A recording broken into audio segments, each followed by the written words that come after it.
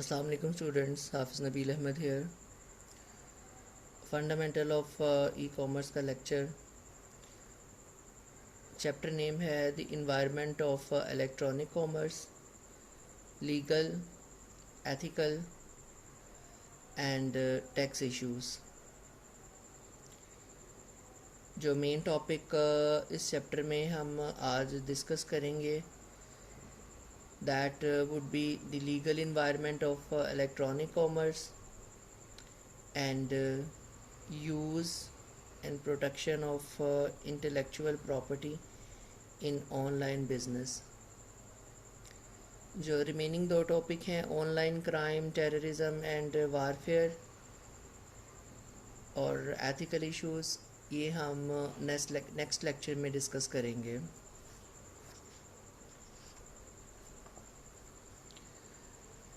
Business that operate on the web must comply with the same laws and regulations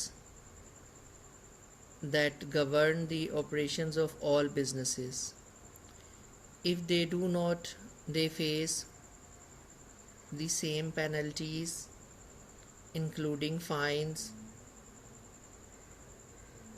reparation payments, court imposed dissolution and even jail time for officers and owners that any business faces।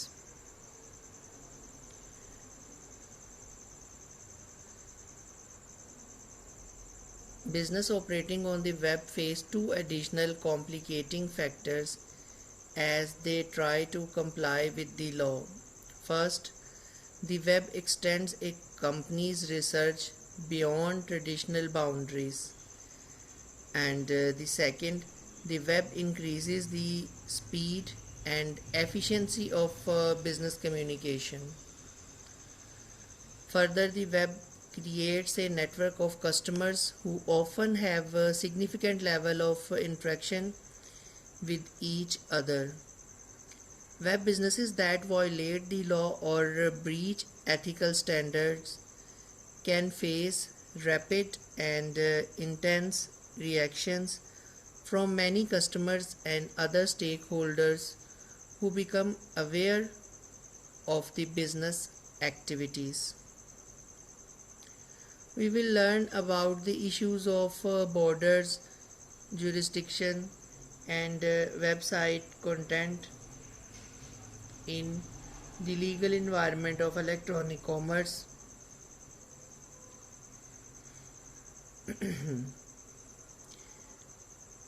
and how these factors affect a company's ability to conduct electronic commerce।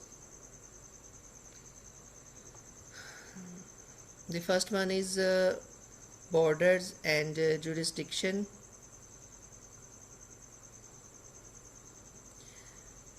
Territorial border in the physical world serve a useful purpose in traditional commerce, but in electronic commerce there is a trade which exists borderless jurisdictions।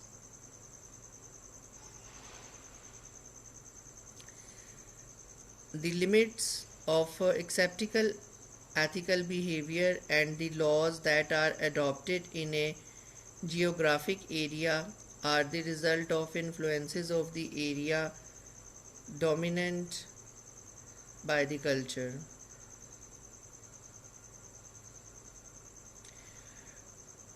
When people travel across international borders, they are made aware of transition in many ways, but when we talk about the electronic commerce,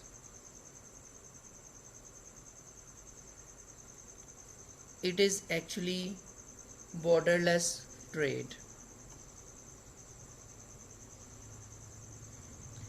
The geographical boundaries on culture are logical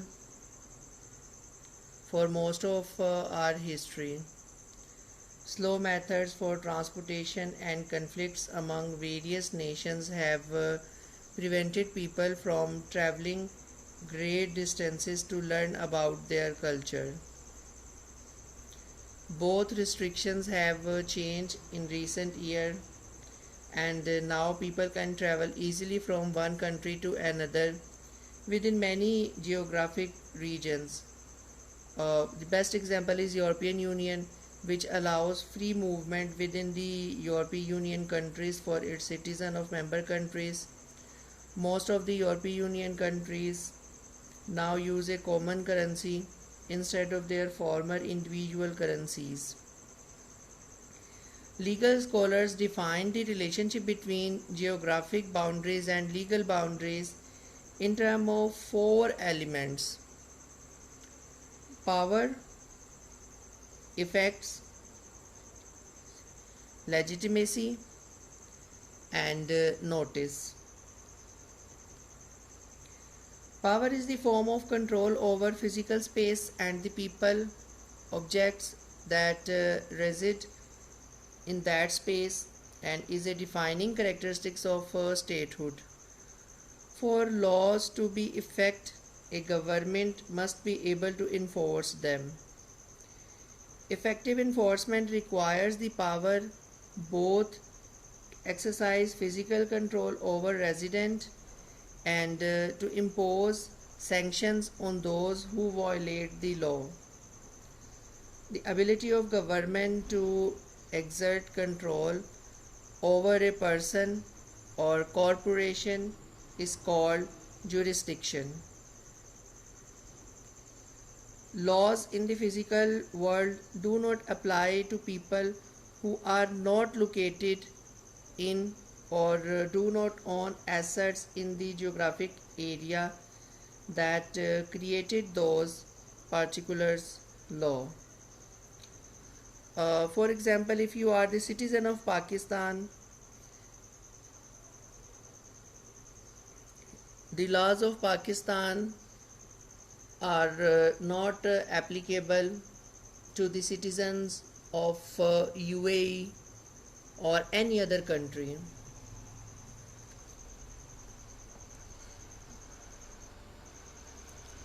The level of power asserted by a government is limited to that which is accepted by the culture that exists within its geographic boundaries.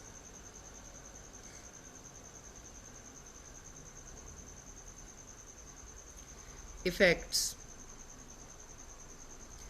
Laws in the physical world are grounded in the relationship between physical proximity and the effects or impact of a person's behavior. Personal or corporate actions have strong effects on people and things that are nearby than on those that are far away. Government provided trademark protection is a good example of this. The characteristics of laws are determined by the local culture's acceptance or rejection of various kinds of effects. Legitimacy. Most people agree that the legitimate right to create and enforce laws derives from the mandate of those who are subject to those laws.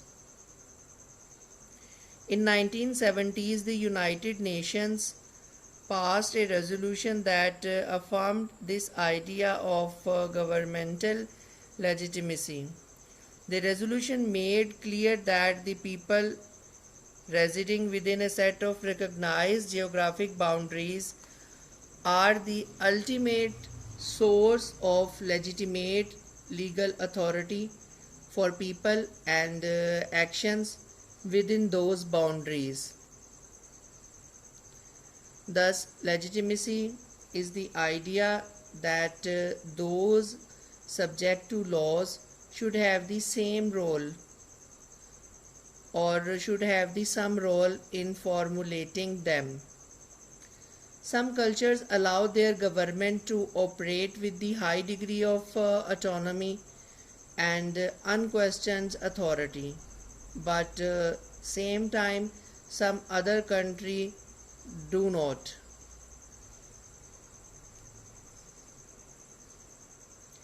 Notice, physical boundaries are a convenient and effective way to announce the ending of one legal or cultural system and the beginning of another.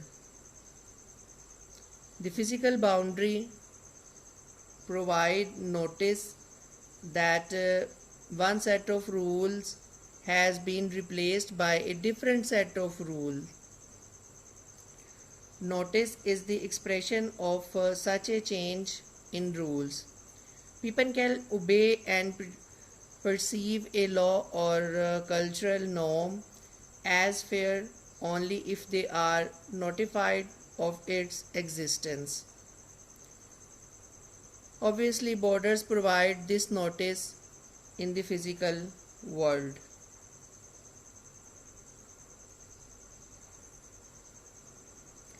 The legal system of most countries include a concept called constructive notice. People receive constructive notice that they have become subject to new laws and cultural norms when they cross an international border.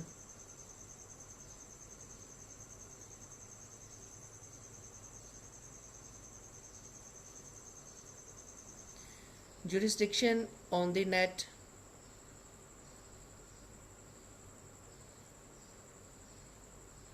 Jurisdiction on the net is not limited.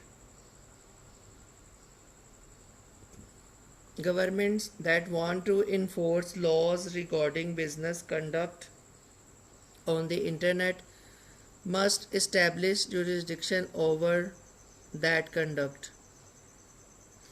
A contract is a promise or set of promise between two or more legal entities, people or corporations that provides for an exchange of value. It may be a good, services or money between or among them. If either party to a contract does not comply with the terms of contract, the other party can sue for failure to comply, which is called breach of contract.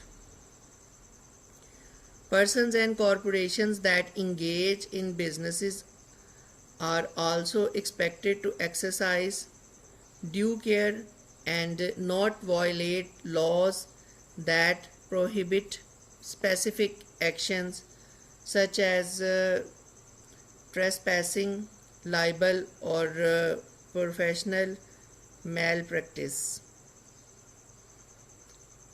A tort is an international or negligent action taken by a legal entity that causes harm to another legal entity.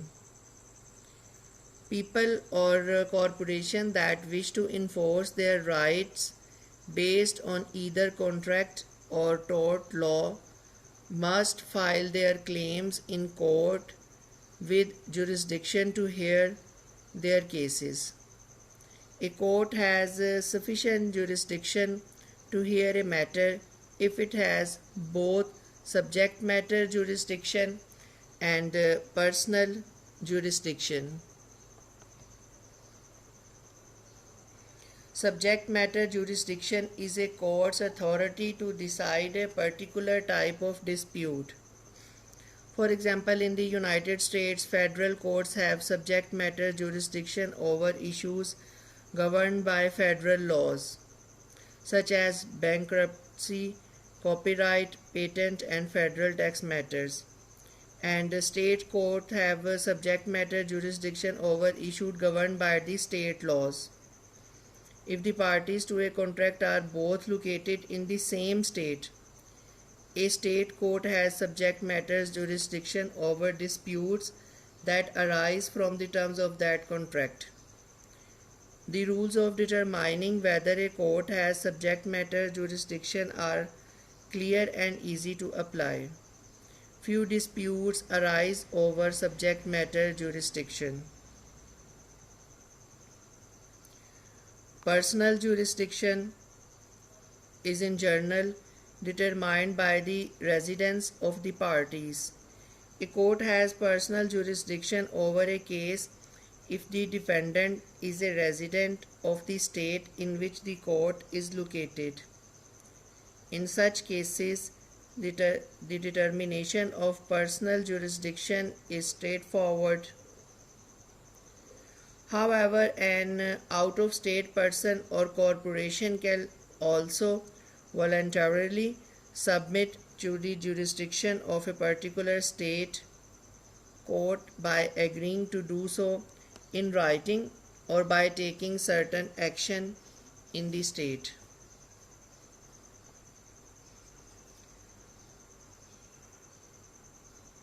Jurisdiction in international commerce. Jurisdiction issues that arise in international business are even more complex than the rules governing personal jurisdiction across state lines within the country.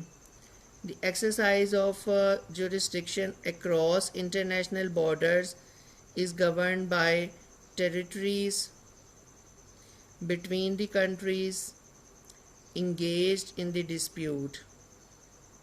For example, some of the territories that the United States has signed with other countries provide specific determination of jurisdiction for dispute that might arise.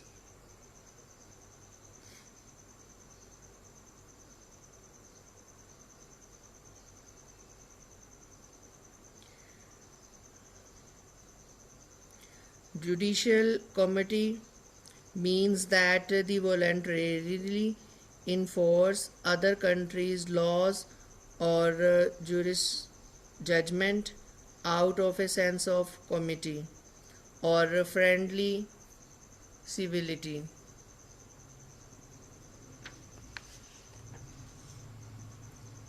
Conflict of laws.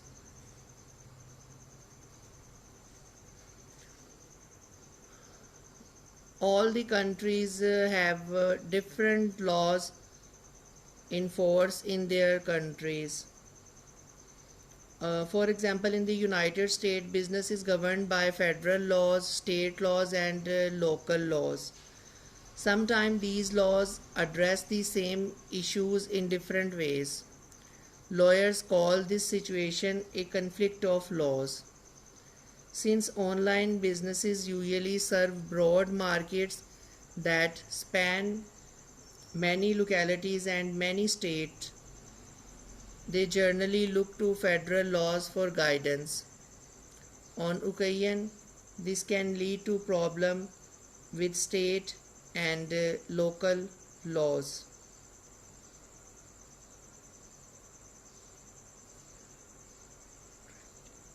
Contracting and contract enforcement in electronic commerce. Any contract includes three essential elements: an offer, an acceptance, and consideration. A contract is formed when one party accepts the offer of another party. Offer is a commitment with certain terms made to another party to buy or sell a product or service. Acceptance is the expression of willingness to take an offer, including all of its stated terms. Consideration is the agreed upon exchange of something value such as money, property, or future services. When a party accepts an offer based on the exchange of valuable goods or services, a contract has been created. An implied contract can also be formed by two or more parties that act as if a contract exists, even if no contract has been written and signed. Creating contracts, offers, and acceptances. People enter into contracts on a daily and often hourly basis. Every kind of agreement or exchange between parties, no matter how simple, is a type of contract. Every time a consumer buys an item at the supermarket, the elements of a valid contract are met. For example, through the following actions: the store invite offer for an item at a stated price by placing it on a store shelf. The consumer makes an offer by indicating a willingness to buy the product for the stated price. The store accepts the consumer offer and exchanges its product for the consumer's payment at the checkout session.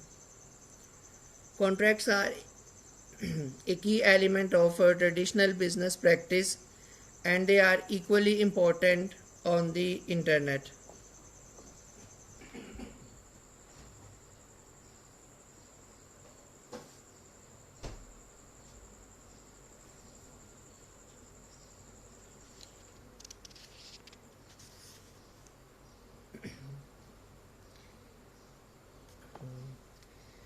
ClickWrap and WebWrap contract acceptances. Most software sold today includes a contract that the user must accept before installing the software. These contracts, called end user license agreement, often appear in a dialog box as part of the software installation process.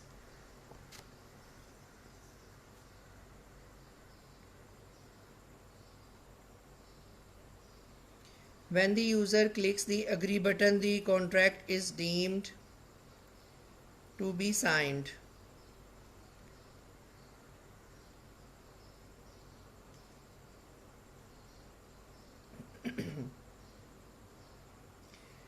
Years ago, when most software was sold in boxes that were encased in plastic, shrink wrap, end user license agreements were included on the box with a statement indicating that the buyer accepted the condition of the end user license agreement.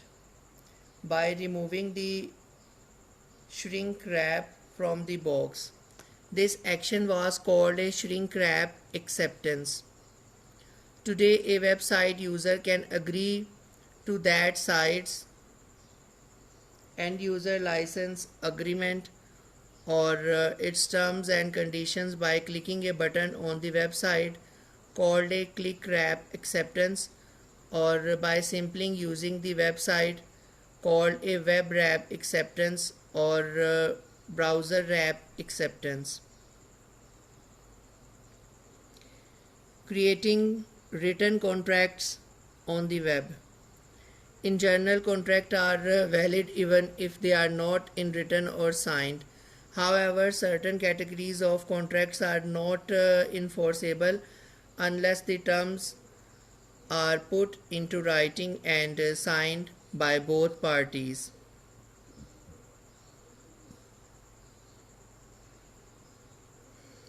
In 1677, the British Parliament enacted a law that specified the types of contract that had to be in written and signed. Following this British precedent, every state in the United States has a similar law today called a Statute of Frauds. Most courts will hold that a writing exists when the terms of contract have been reduced to some tangible form.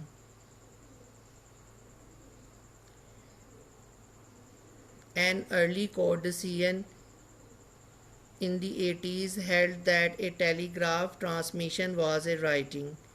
Later courts have held that tape recording of a spoken word, computer file on disk, and faxes are writing.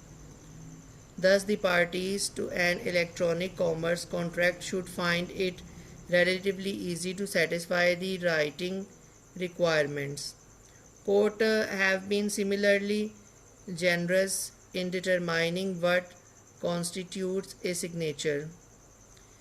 A signature is any symbol executed or adopted for the purpose of authenticating a writing. Courts have held names of telegrams, telexes, faxes, and Western Union mailgrams to be signature. Even typed names or names printed as a part of a letterhead have served as a signature. It is reasonable to assume that a symbol or code included in an electronic file would constitute a signature.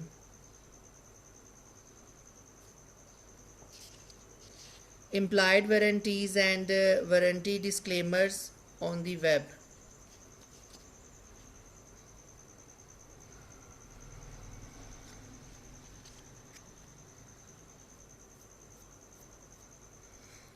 Most firms conducting electronic commerce have little trouble fulfilling the requirements needed to create enforceable, legally binding contracts on the web. One area that deserves attention is the issue of warranties.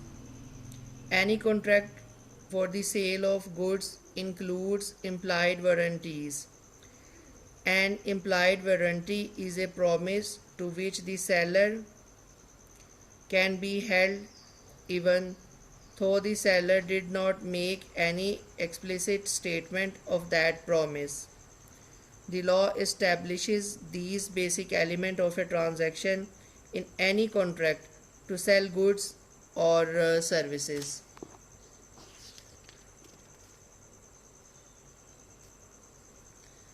Seller can avoid some implied warranty liability by making a warranty disclaimer.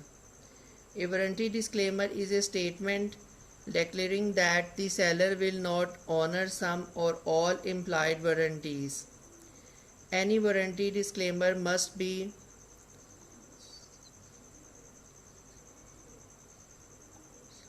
conspicuously made in written, which means it must be easily noticed in the body of written agreement.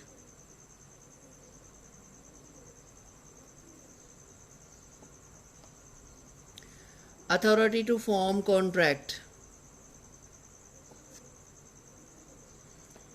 A contract is formed when an offer is accepted for consideration.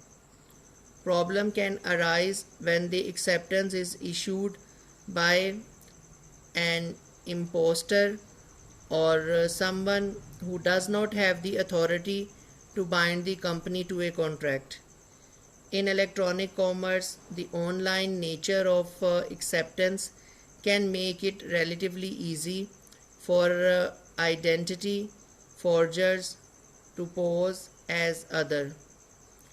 Fortunately, the internet technology that makes forged identities so easy to create also provides the means to avoid being deceived by a forged identity.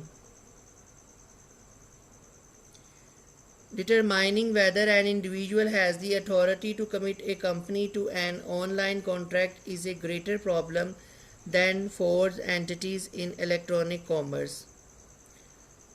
This issue, called authority to bind,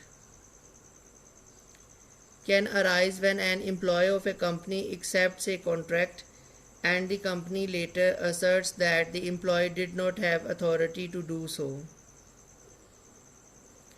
Terms of service agreements. Many websites have stated rules that site visitor must follow. Although most visitors are not aware of these rules, if you examine the home page of a website, you will often find a link to a page titled Terms of Service, Condition of Use, User Agreement, or something similar.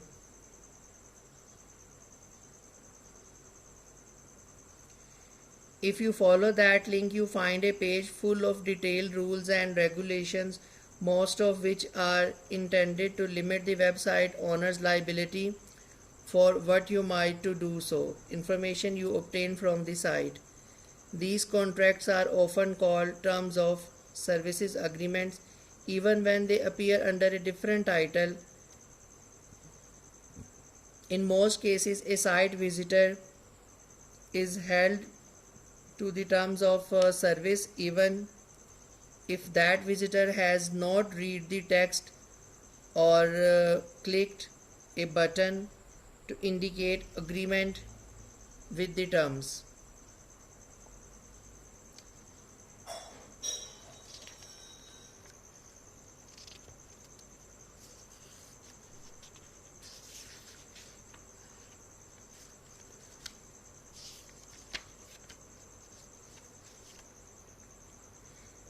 Use and protection of intellectual property in online business.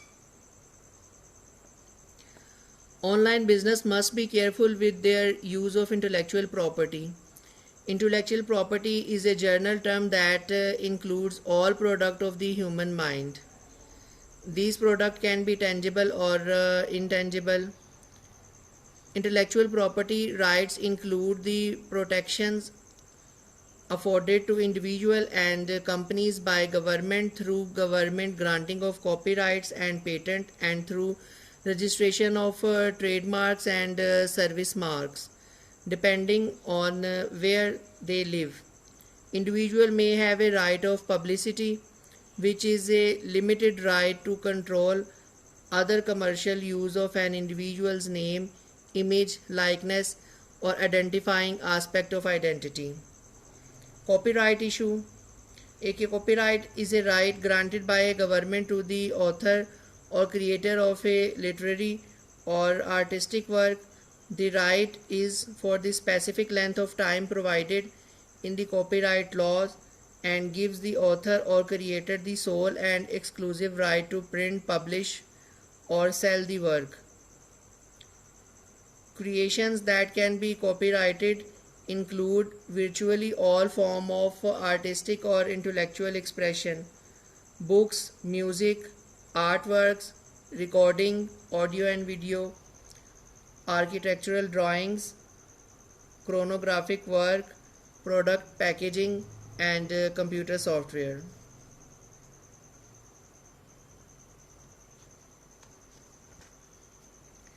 Patent issue.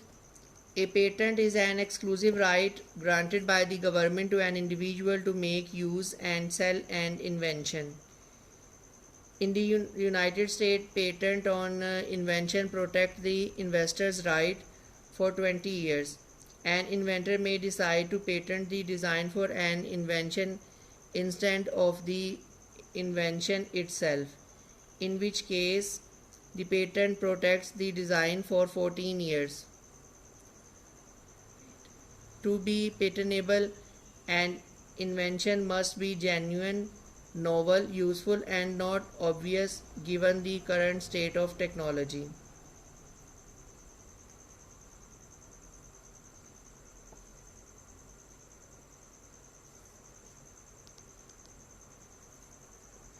Trademark issue.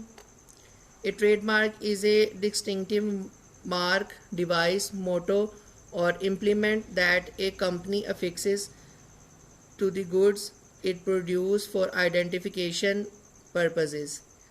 A service mark is similar to a trademark, but it is used to identify services provided. The name or a part of that name that a business uses to identify itself is called a trade name. Trade names are not protected by trademarks laws unless the business name is the same as the product or service name. They are protected under common law.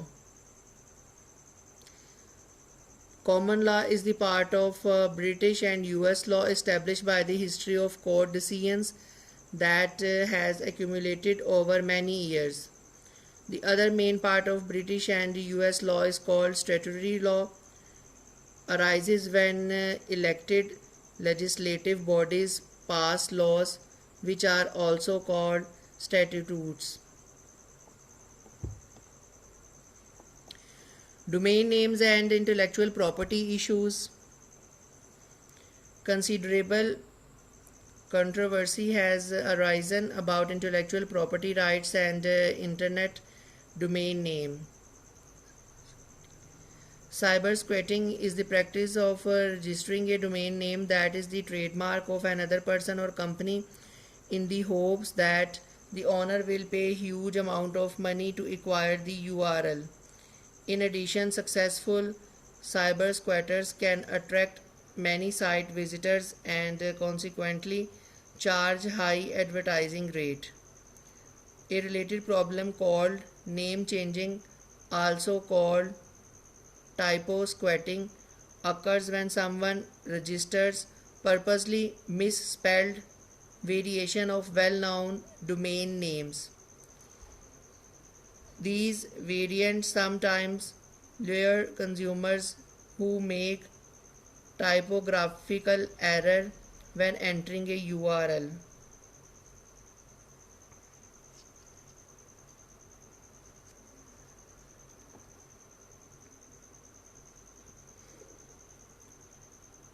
Example of domain name abuse is name stealing. Name stealing occurs when someone other than a domain name's owner changes the ownership of a domain name.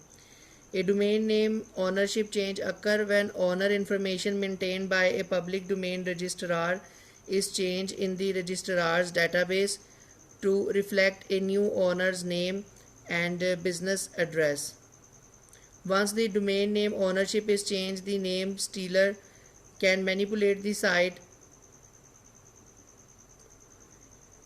post graffiti on it, or redirect online customer to other sites, perhaps to sites selling competing products. The main purpose of name stealing is to harass the site owner because the ownership change can be reversed quickly when the theft is discovered. However, name stealing can cut off a business from its website for several days or even weeks. Protecting intellectual property online. Several methods can be used to protect copyright digital work online, but they only provide partial protection. One technique employs steganography to create a digital watermark. The digital watermark is a digital code or stream embedded undetectably in a digital image or audio file. It can be encrypted to protect its content or simple hidden among the bits digital information. Copy control is an electronic mechanism for limiting the number of copies that one can make for a digital work. Defamation. A defamatory statement is the statement that is false and that injures the reputation of another person or company. If the statement injures the reputation of a product or service instead of person, it is called product disparagement.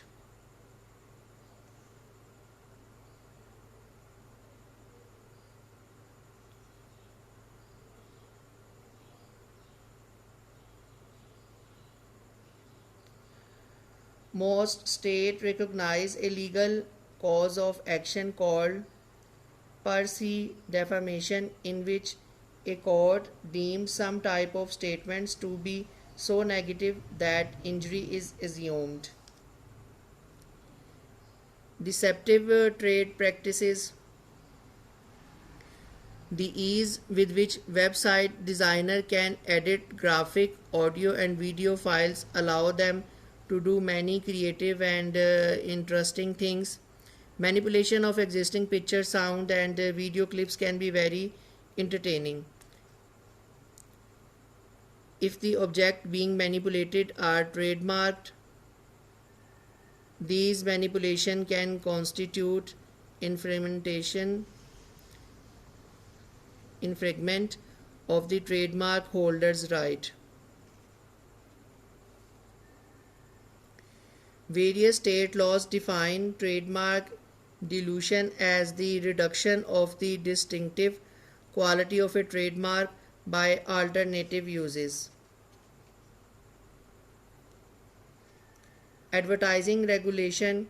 In the United States or all over the globe, advertising is regulated by the authorities. In United States, it is regulated primarily by the Federal Trade Commission, FTC. The FTC publishes regulations and investigate claim of false advertising.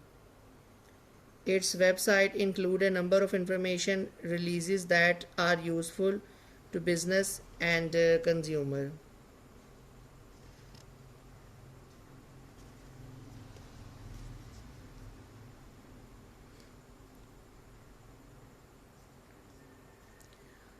Policies include information on what is permitted in advertisement and cover specific areas such as bait advertising, consumer lending and leasing, endorsement and testimonials, energy consumption statement for home appliances, guarantees and warranties, prices.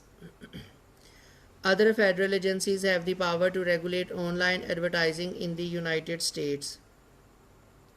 These include Food and Drug Administration, Bureau of Alcohol, Tobacco and Firearms, Department of Transportation, etc. etc.